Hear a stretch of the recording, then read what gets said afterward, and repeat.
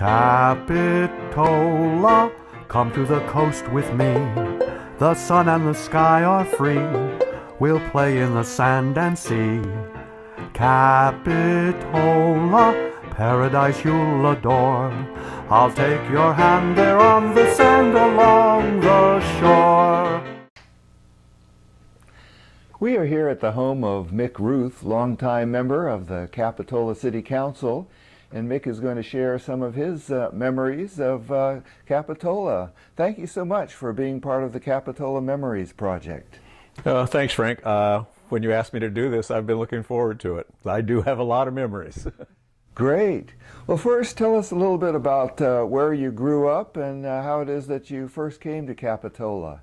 I grew up in Sunnyvale when it was primarily a farm community there throughout the whole valley, surrounded by cherry orchards, and went to school there. And after high school, that was when the surfing craze hit in about 1961, 62.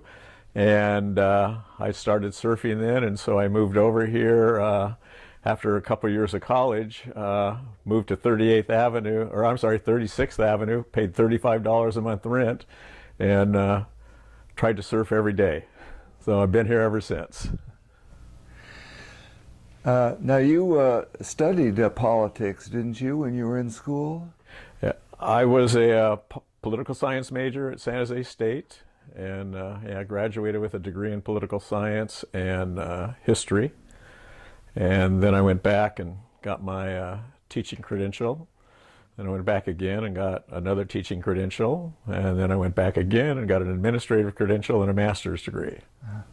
Did you work in the field of teaching? Yeah, I was a teacher. I commuted to Milpitas for 20 years and taught American government and U.S. history and world history over there. And then in 1990, I took a position at Harbor High School as assistant principal. Was there for 4 years, and then I went up to SLV to the junior high school up there and was principal up there for 5 years and retired in 1999. So your interest in political science, did that go all the way back to when you were a kid, or did you suddenly decide on that major when you were in college? Actually, I started out, I wanted to be an engineer, because all through high school and through college, I worked as a draftsman, part-time in the summers or full-time in the summers and part-time after school. And I thought, oh, being an engineer is right up my alley. And once I tried to tackle all that math, I changed my mind. And that's when I took the interest in political science. And the more I got into my major, the more I really loved politics. When did you first decide to run for city council in Capitola? Well, I was a volunteer fireman here for 4 years. From I believe it was about 1968 to 72, I was a volunteer firefighter. And during that time, the fire district had this piece of property over on Jade Street, and they wanted to move the station from down in the village up to Jade Street. And at that time, it was just the Capitola Fire Department, no other stations. And we thought that was really a crazy idea to expose the rest of the town with these additional response times. And so there was a group of us volunteers who fought that idea, went to the fire district board meetings. They got very perturbed with us because we were showing up at their meetings. And I was asked to resign from the volunteer fire department for that, but they didn't build the fire station over there. And so that was my first involvement. And then I got involved in the Begonia Festival as a parade chairman 1 year. And then Ron Graves and I became good friends, and he's the one that really kind of convinced me to run for the first time in 1972. But the primary reason I ran was just the development that was taking place in the city. The big condominium complexes along Park Avenue were constructed. The McKeon project over here with 400 and some units was built, and the city council, at least in my opinion at that time, weren't listening to the residents of the community, and development was really running rapid. In fact, in one example that was proposed at that time, there was a gentleman on the planning commission named John Battistini, and he proposed filling in the bay, you know, where the jetty is out there from the public restrooms, which used to be where the sewer house was. he proposed filling in that area to create a parking lot. And those kinds of ideas weren't falling on deaf ears at the council, so that's when I decided to run. Well, that was in the era before the Coastal Commission, Right. and of course long before the Marine Sanctuary. Definitely. So what are some of the important issues that you had to deal with while you were on the council? Well, I was first elected in 1972.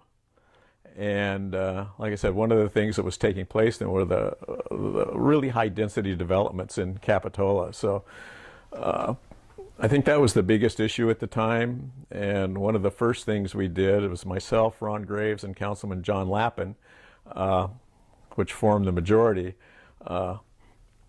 started to rezone the town with less density zoning regulations. And we redid the general plan at that time, and pretty much brought a halt to some of the high density development taking place. One of the biggest issues we had at first, when I first got on the council, was there was a 7-story office building proposed where the DMV is currently located. And we were in the old city hall at the time, which the council chambers maybe held 50 people at most. And that was brought before us at a public hearing to approve or disapprove of it. And the council meeting was so huge, we held the council meeting outside in the parking lot at City Hall, and the parking lot was standing room only. And the 7-story office building failed on a 3-2 vote. So that was the first big issue. Then the second big issue, and one that consumed a lot of time, was the police department. There were a lot of internal issues in the police department. Some of the officers had been accused of illegally selling weapons, and the ATF got involved. And I'll tell you, we held so many closed session meetings on the police department. I can recall meetings that started at 7 in the evening that went till 5 the next morning. And we wound up suspending and demoting a couple police officers. And then after that, there was some harassment of council members by some of the police officers involved. In fact, Ron Graves was one of those people who got some nasty letters and threatening phone calls. And we considered eliminating the police department and contracting with the sheriff's office, and decided against that because there was a public outcry against that. And so we eventually got a new chief, and things kind of settled down, and got it back on an even keel. So those are probably the two initial biggest issues we had. But then after that, starting in about 1980, when I believe it was Karin and Bob Garcia got elected along with Ron and I at the time, we started accomplishing a lot of things. The mall had been under construction at that time, and so during the next several years, we built every park that Capitola currently enjoys today. We built the community center. We built the gymnasium up at New Brighton Middle School. Just, I think, really did a lot of good things for the community during that period of time. One of the things I've been trying to find out is just when Jade Street Park was created. Do you know offhand? I'm guessing probably around the late 70s. I'd say 78 to 80, sometime in that period of time, I think. That was when we built the community center after Steve Burrell was here, and I think he came on in about 84. So yeah, I would say in the probably late 70s, early 80s when Jade Street actually became a park. Well, you brought up an interesting issue about Capitola. Capitola has a long history of squabbles. And as a political science teacher, do you think that Capitola as a small town is different, or are most cities, even big cities, pretty much the same? I think the community involvement here is probably much greater than large cities, and I believe that I think the people in this town have such a connection to Capitola, love this town so much that no matter what their views are, they want to express those views and get involved. And you know, it's been like that since the incorporation back in 1949. And I know our first years on the council, particularly Ron and myself, you know, we were the target of an attempted recall because of our views, and we'd replace some of the old guard at that time. And after my first 2 years on the council, they reassumed power, and there were a lot of political battles back and forth. Phil Walker resigned after I was elected because he didn't like the direction the city was going, and you know, just yeah, it's kind of always been like that. Makes it interesting, makes it a lot of fun, and it's never really been venomous, I don't think, until we had a city treasurer elected who going over the books, he accused the city manager of stealing money from a trust fund that was set aside for some certificates of participation that I believe built the gymnasium. And so he accused the city manager of stealing money. He accused the city attorney of being in collusion with the city manager. He accused the police chief of being involved. He accused the bonding attorney of being involved. And it did a lot of damage to this town. It really created some divisiveness here, caused the finest city manager we ever had, Steve Burrell, to quit and leave. Our city attorney left. Our police chief quit. Even Margaret Fabrizio, who was one of our fellow council members, quit and resigned because of that. So up until that time, and I believe that took place in, starting, I think it was in around 90 or 92, then being on the council didn't become such a pleasant job as it was before. It was a big change. Now, when you first started on the council, there weren't any term limits, were there? No. When did those come about? That came about during my last term. Actually, I did vote for that, so I voted myself out of office. But yeah, so I served 6 terms, and from March of '72 until December of '96. We changed the election dates in between there, so I picked up an extra 9 months. So yeah, 24 years and 9 months I was on the council. Served with 14 different council members, 5 city managers. Yeah, it was quite a ride. So now the city council members, as I understand it, are elected to 4-year terms, and they can have 2 of those, but then they have to take at least 2 years. Right. Yeah. I guess that's a good thing. It gives more people an opportunity. I know after I got off the council and I was asked by Redtree Properties to go to work for them to work on a project here in Capitola. Some of the opponents of that project called me the poster boy for term limits. But yeah, that was an interesting time. So as a member of the city council, were you paid some sort of stipend? I think initially when I got elected it was may have been $150 a month. And after nearly 25 years, it was $300 a month. Definitely not something you want to make a living doing.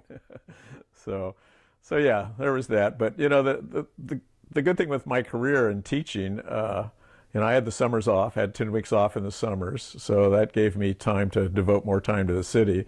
But there were often times when I'd put in my teaching day, come home, get prepared for the next day of teaching, and then spend, you know, hours on city stuff also. I think during that time I was teaching and city council, I was probably regularly putting in 50 to 70 hours a week. Well, as a member of the council, you must have had to do a lot of reading and studying up for issues coming before each meeting. It depended, you know, what the issue was. There were ones that were very time consuming, and you know, others that weren't. One of the great things that I think was at least during the time I spent on the council, was when myself, Ron Graves, Bob Booker, and Jerry Clark were all on the council together. I think Bob Garcia was the other council member at the time. We were all close personal friends. And Bob's family and our family, we vacationed together. Bob and I hunted together. Jerry Clark and his wife and my wife and myself were close friends. Ron and I fished together. So it was a group of friends basically that all pretty much had the same vision for Capitola, that were running the city. And we had, you know, just a dynamic city manager in Steve Burrell. And so one of the things we do every year, right before we started formulating the budget, we'd have a brainstorming session with the council and Steve, and we just toss out wild ideas of things we'd like to accomplish. And Steve would take one or two of those each year and try to get them done. That's how the community center got built. That's how the gymnasium got built. They're all products of those brainstorming sessions we had. And yeah, and the good thing was the town was pretty much of a like mind too. There wasn't a lot of dissension to the direction we were going, and that really made it easy to accomplish a lot of things. Well, certainly you did succeed in stopping high-rise developments. You mentioned the 7-story building that was proposed, and I read that back in the 1960s somebody even proposed a 13-story building, which didn't happen. But on the other hand, certainly Capitola has pretty much all filled in and built out. Are you satisfied with the way things worked out over the past 30 or 40 years? I think overall, I think the city has done a really good job of preserving the character of this community, particularly the village. I think the one area where we probably could have done a lot better was Bay Avenue. It's just kind of a hodgepodge of uses and buildings out there that probably don't make a lot of sense when you look at the way things have been constructed along that avenue out there. But yeah, I think overall, I think the city has done really a marvelous job in keeping this community a really, really nice place to live.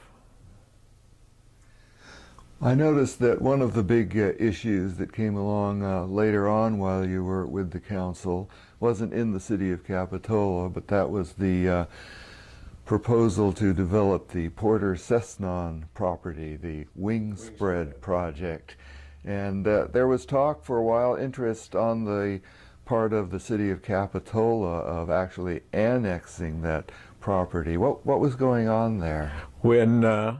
When that was proposed, it was under county control, and we felt at the time that if it were going to be developed, that we'd rather have the control rather than have the county have the control. So yeah, so we attempted to annex it.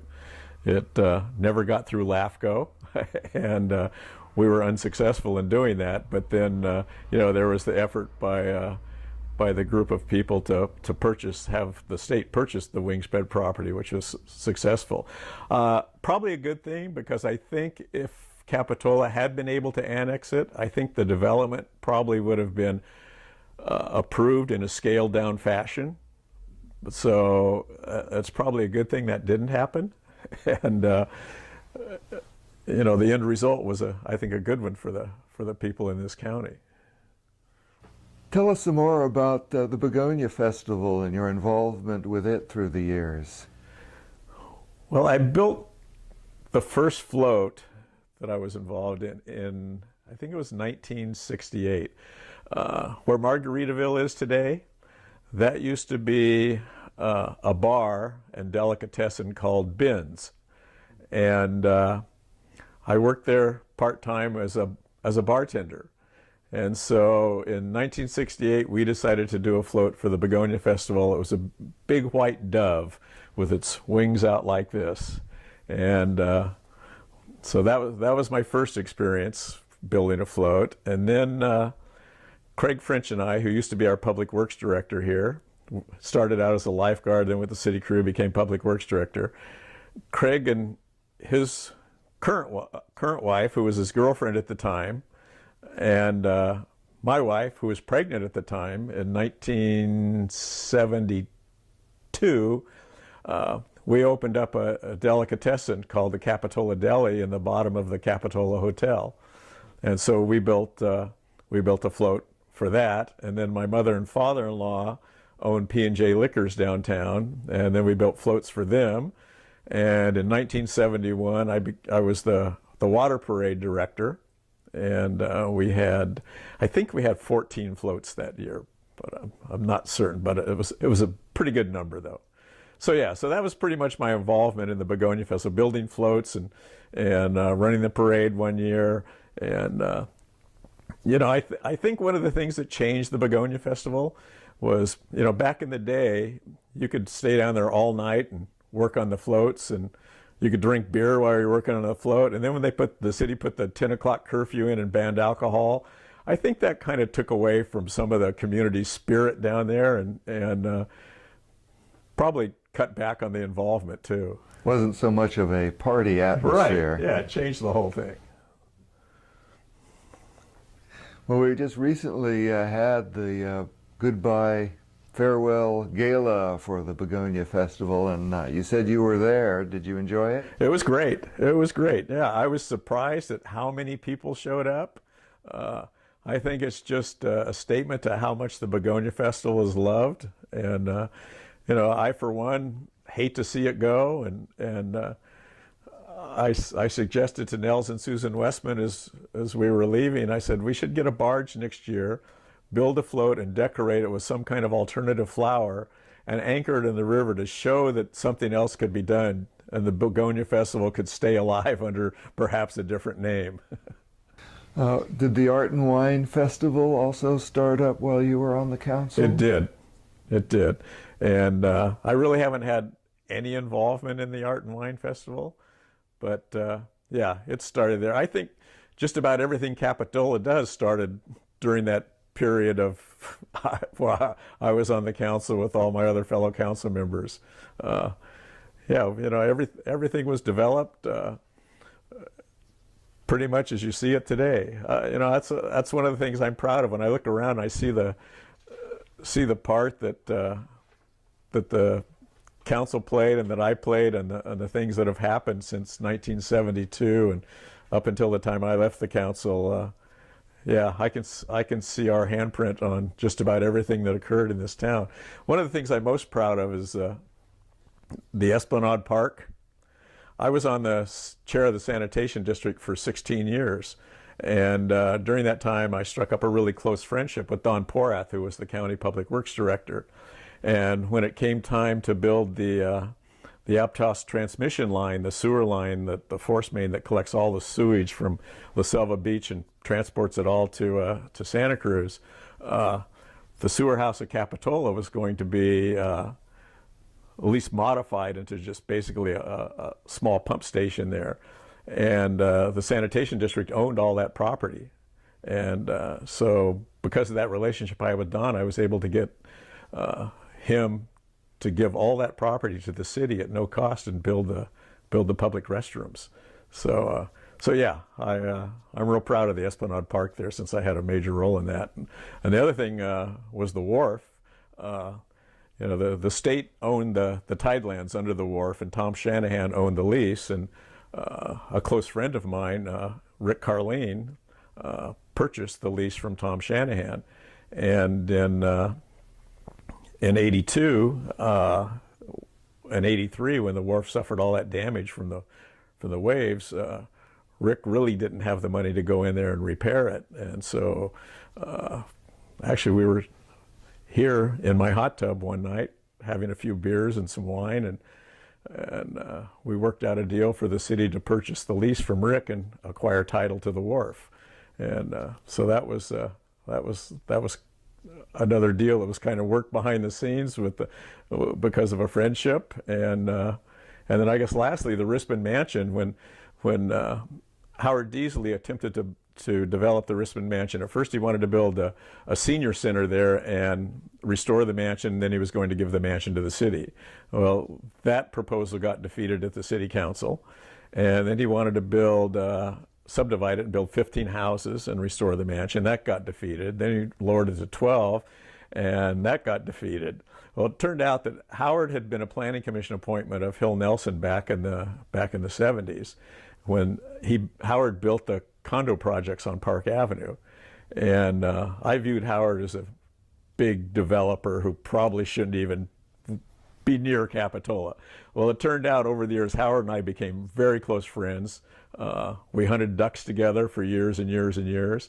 And when Howard had the Rispin Mansion under his control to develop it, and it wasn't going in any direction that was good for him, and Save the Rispin group started, Howard and I worked out a deal where he could sell the Rispin to City Hall, or to the city, and basically made him whole again for the money he had expended on trying to develop it, and the city got the Rispin Mansion, which, you know, has not been the best financial decision in the world, but you know, it's there, we own it, and it's a lot better than having apartment buildings along the river there. So yeah, I played a major role in that too, which I'm pretty proud of.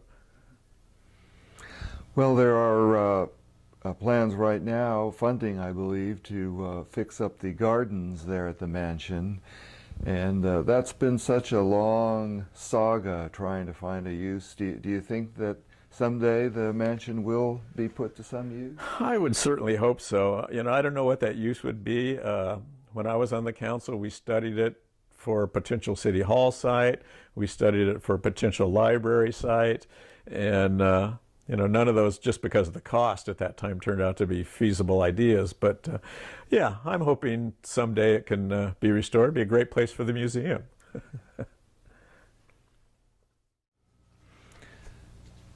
I like to ask everybody about their memories of some of the disasters that we've had.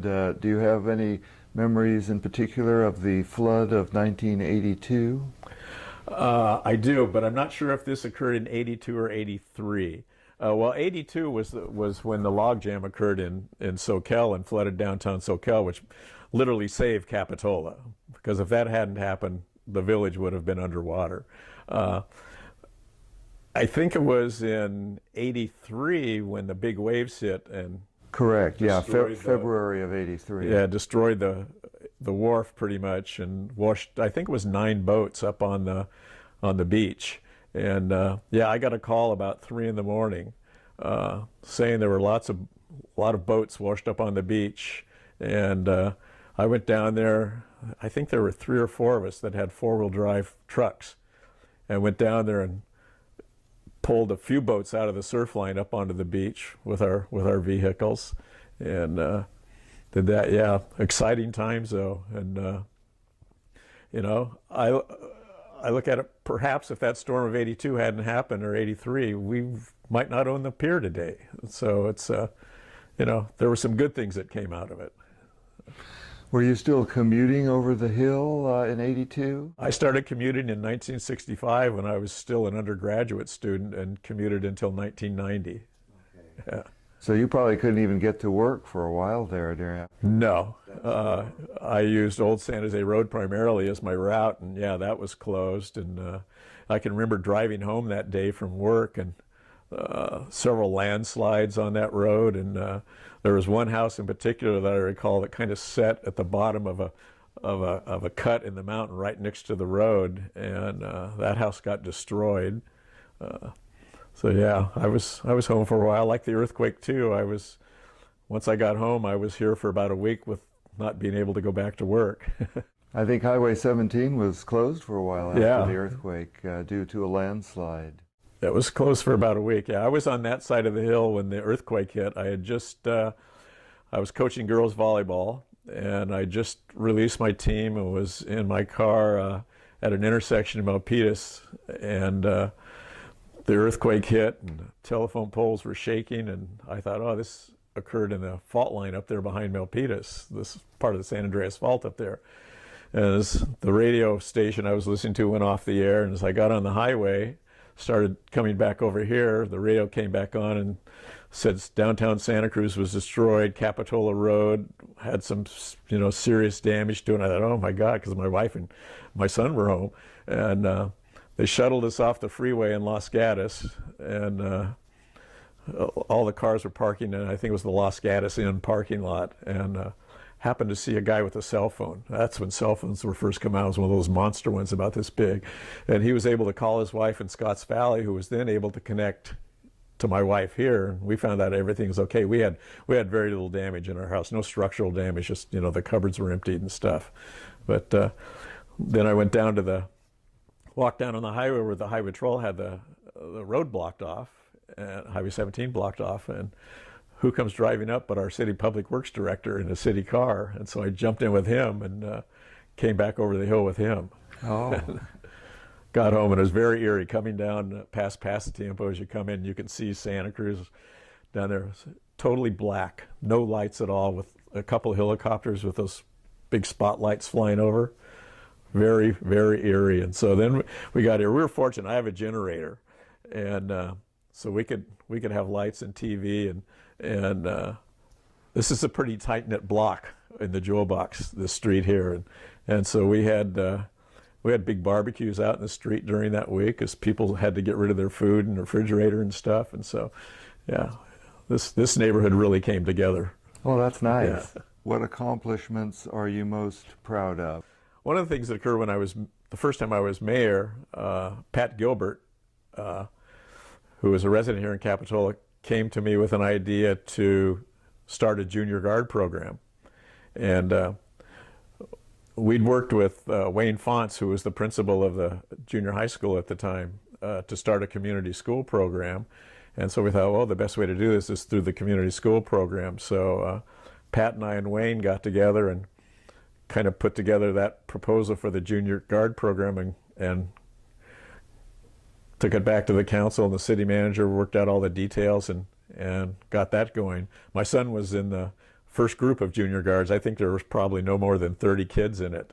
And look what it is today. I mean, there's got to be, 300 kids in it today or more. So that program's really taken off. And Ron and I were both, Ron Graves and I were both softball players in Santa Cruz City Softball League. And we thought Capitola needed to start one, so we got an adult softball league started here. So, yeah, just all those kinds of things that the city offers today to just various groups. Yeah, we all played a part in that during that time. It was a great time for Capitola then. It wasn't. I think today it's pretty much maintenance of what we've got, but that was the time when we were actually creating things and making it a really good place to live. So you were on the council when the current city hall was built. Right. That must have been quite a job getting that all worked out. I really don't recall the details of the plan. I can remember, Doug Massini was the architect on it, and he designed it. And the council chambers were expanded. But I have some vivid memories of the old city hall and the old council chambers, Now that was where the police department is. Yeah, the police department. Well, actually, where the police department office is now is where the old police department was, but it fronted on Capitola Avenue. That's where the door was, and then the council chambers would kind of be where the stairwell is. There were like some garages or things on that property. Were any of those incorporated into the new building, or were they demolished? Where the corporation yard was is where the current city council chambers are today. And that was the, I think at that time would Capitola have maybe one dump truck and a tractor and something else, and they were all kept there. Yeah, so Doug incorporated that into the design to cut costs. And I believe the existing walls of the corporation yard garage were utilized to build the new council chambers. Are you still active in Capitola politics? I have been. Kind of a thorn in their side, more or less, I think. Right after I got off the council, well, my last year on the council, Redtree Properties came and they made a proposal to remodel where Nob Hill Market is and develop a shopping center along that side of Bay Avenue down to the freeway, and kind of unify that side of Bay Avenue with all one common architectural design, similar to what Nob Hill is right now. And it would have eliminated the office building there close to the freeway and the woodworm, and was going to incorporate a new senior center. That's where the sleep center is now. That was going to be the senior center. And the only thing that actually would have remained out there was the car wash, because that was under different ownership and they wouldn't budge. So anyway, when it came to the council, we didn't like the design. We voted it down.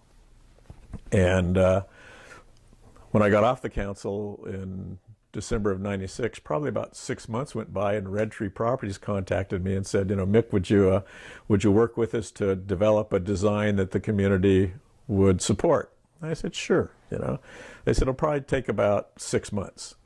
So, I made them an outrageous offer, and they accepted it, and so we started working on developing a design for that area out there. And I think I attended 42 public meetings, neighborhood meetings.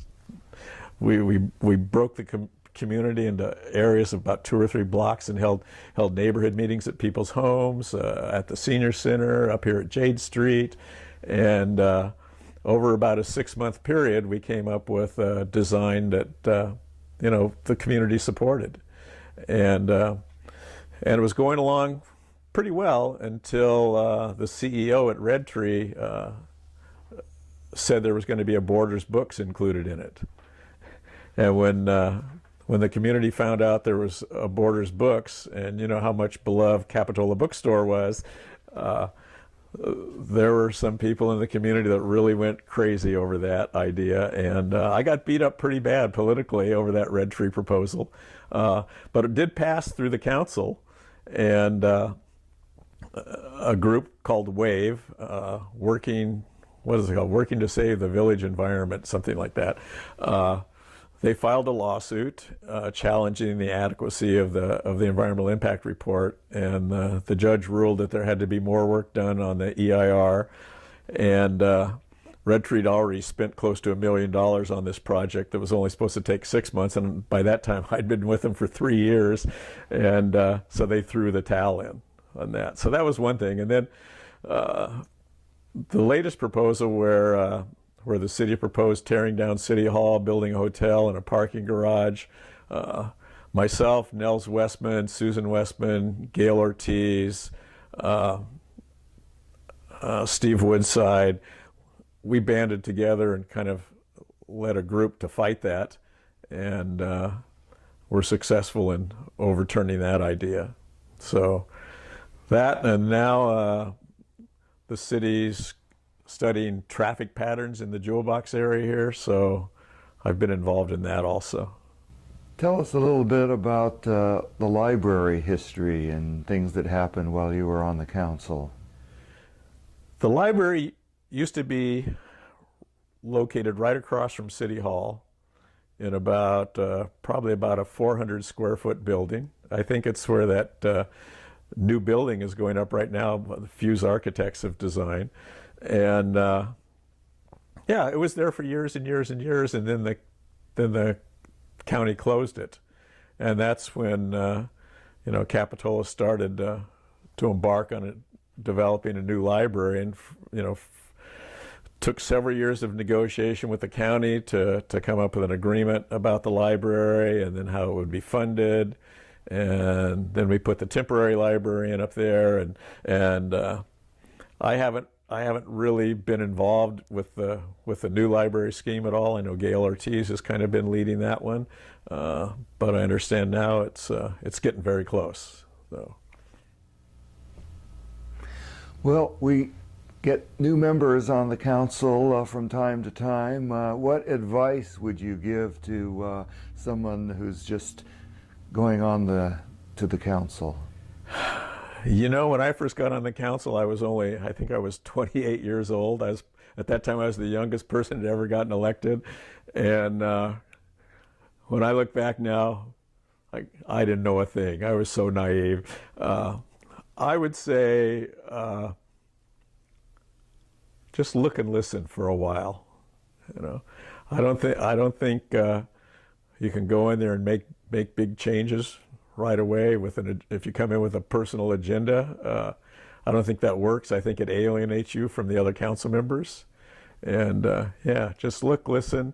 And the other thing I think is one of the things I learned the whole time I was on there, because you know, we had some pretty good political battles, and when John Dixon and Tom Mason and Hill Nelson were on there, we were staunch political adversaries.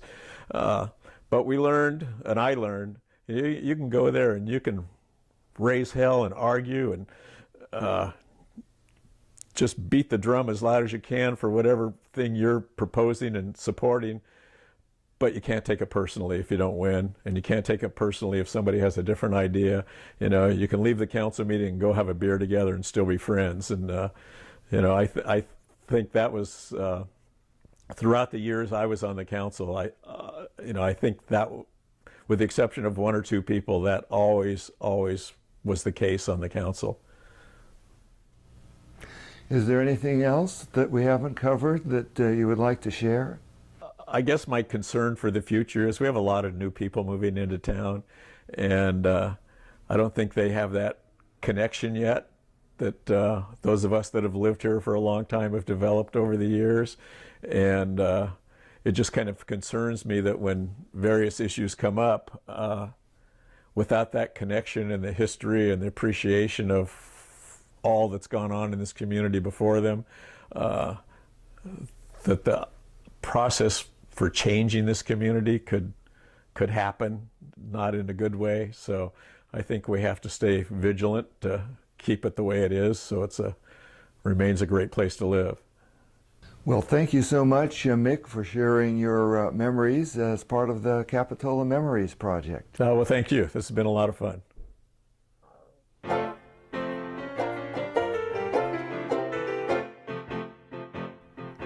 Capitola, come to the coast with me. The sun and the sky are free. We'll play in the sand and sea.